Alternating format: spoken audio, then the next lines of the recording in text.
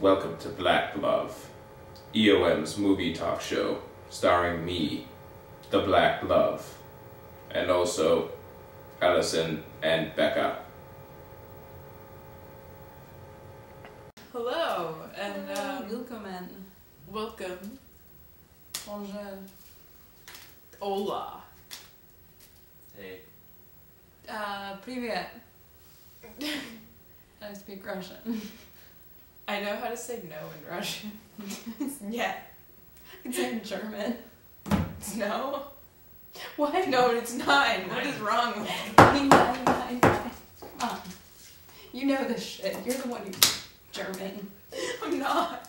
No, but you and Russian and German. It's Rammstein. What the fuck ever? Who cares anymore? I don't. Okay. Welcome to Black Love. I'm Allison. I'm Becca.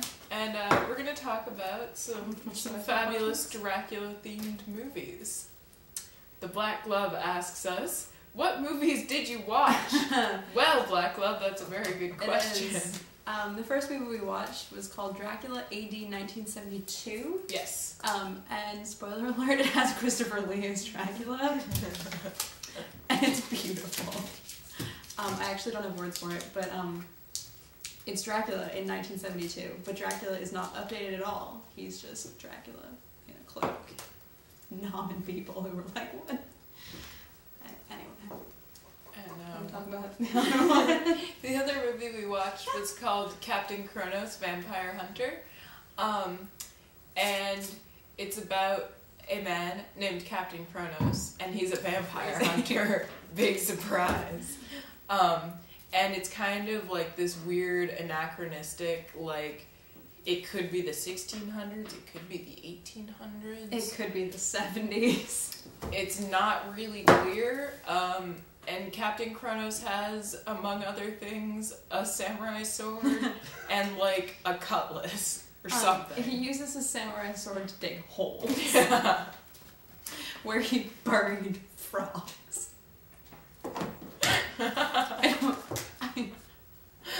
Okay. I just want to talk about the funeral wreath really quick.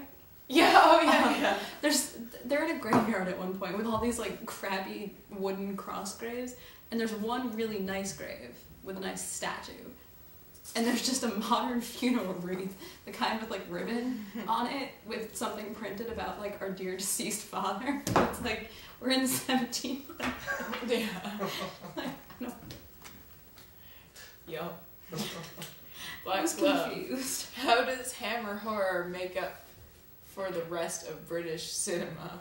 I'm gonna let you feel this for knowing more about British cinema. I don't know if I do. Oh, really? I mean, I've seen some British films that maybe you haven't seen because of film classes, but I feel like you know more about Britain than I do. I mean, I know more about Britain and like them being insane. So Hammer horror. Okay. Yes. Essentially, both of these films are Hammer films, and Hammer was a production studio back in like the 70s. Big surprise, because the movies looked like they were made in the 70s, and they were. And they did like these weird British reinterpretations of like classic American horror cinema. So like the original Frankenstein and the original Dracula and shit like that. And then they usually added in like weird gay like subtext and shit. And then they fed it back to America, and it's really weird. And Beck and I both got this. How did America like take it? Were they really into it? I don't know. Oh. I don't know. That's as far as it's been explained to me in film classes. I feel like film classes should go farther into this stuff. I agree. Just saying. There should be an entire course on Hammer. Dude, I'd take it. Actually, I wouldn't because I don't have time, but I would. I don't need it.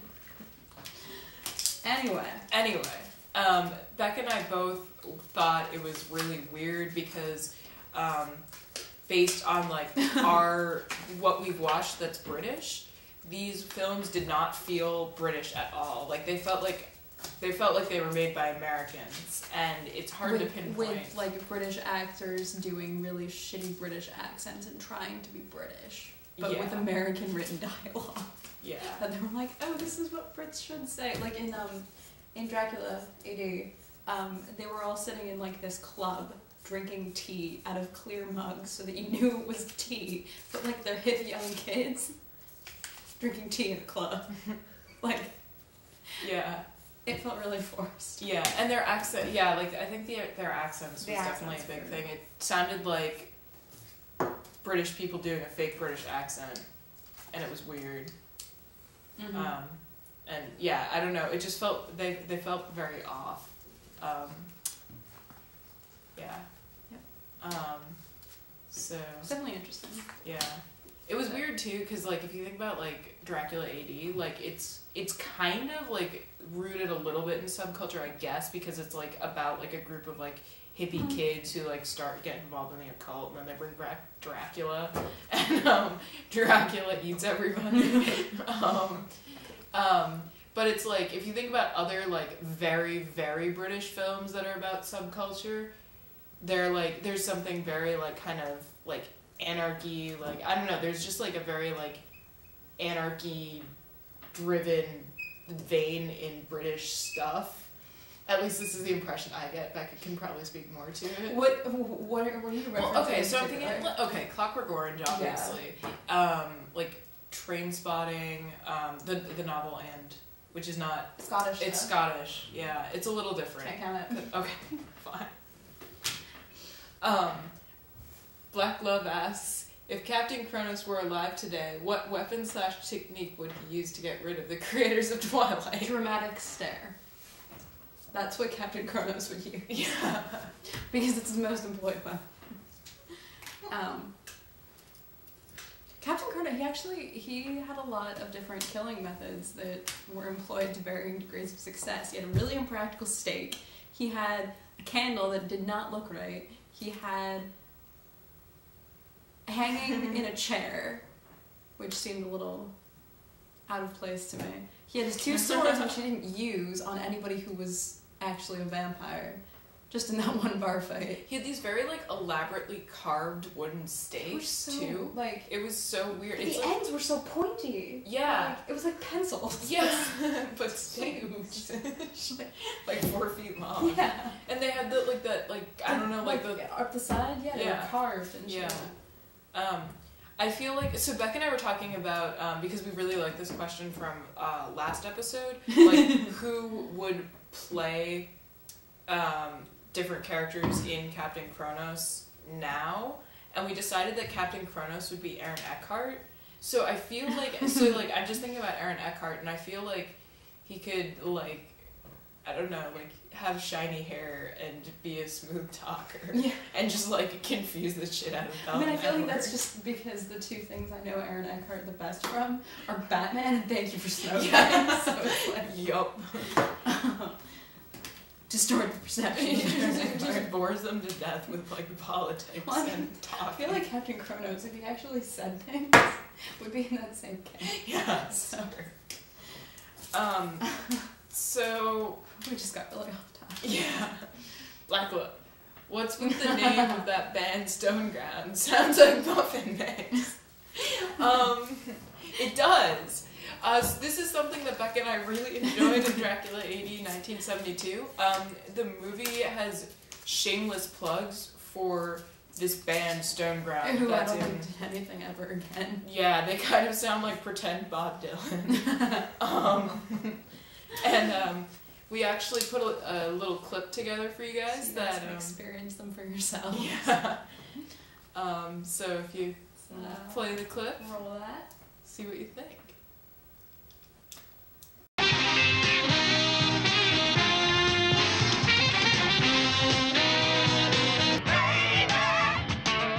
You got to give me some kind of sign now.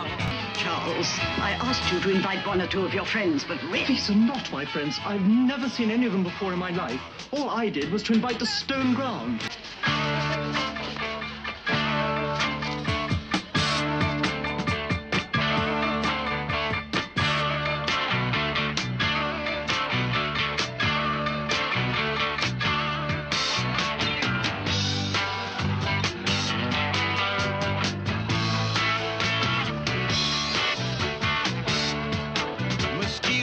nothing around my head. Spanish moss for my bed. I very seldom see dry land.